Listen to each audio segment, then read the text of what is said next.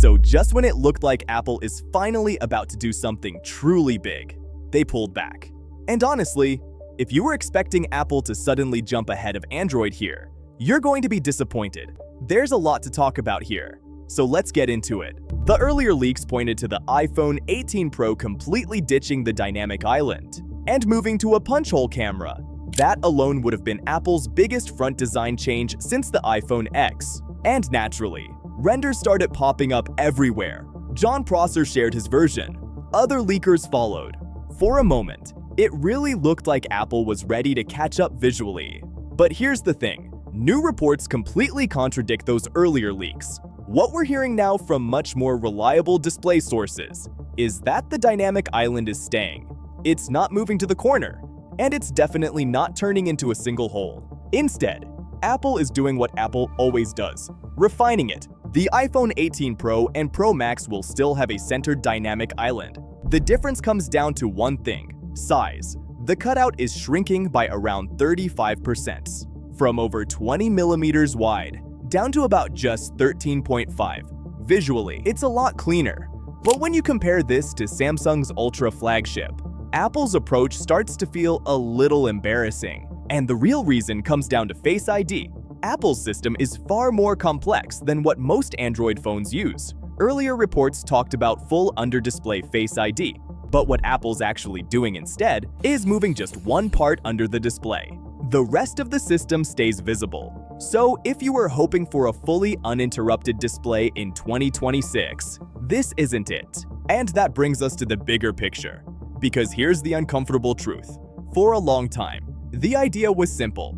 In 2027, the iPhone turns 20. Apple will celebrate with a completely all-screen phone.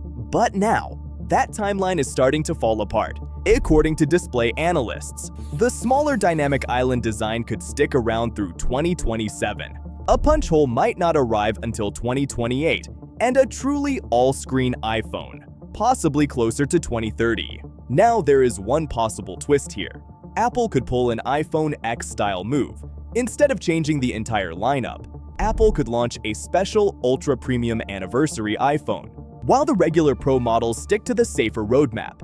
And honestly, it might be the only way Apple keeps the hype alive for that milestone year. But here's where Apple is absolutely nailing: the display itself.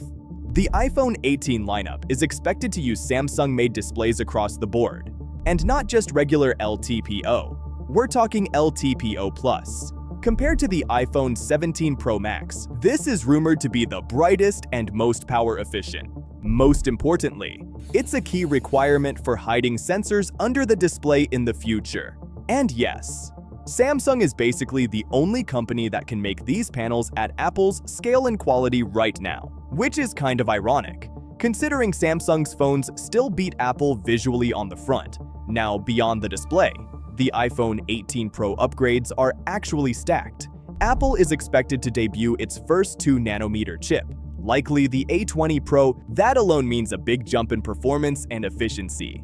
On top of that, Apple may finally start replacing Qualcomm modems with its own C-series modem. Risky, yes, but it gives Apple full control long-term. There's also talk of expanded satellite connectivity, not just emergency messages, but actual data.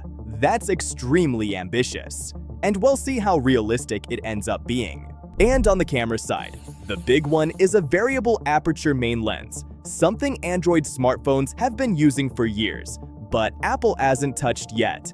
That would be huge for photography, especially in tricky lighting. This year, Apple may drop the base and Plus models entirely and focus only on flagships, including its first foldable iPhone. Click right here for the details. This is Techtics, and I'll see you there.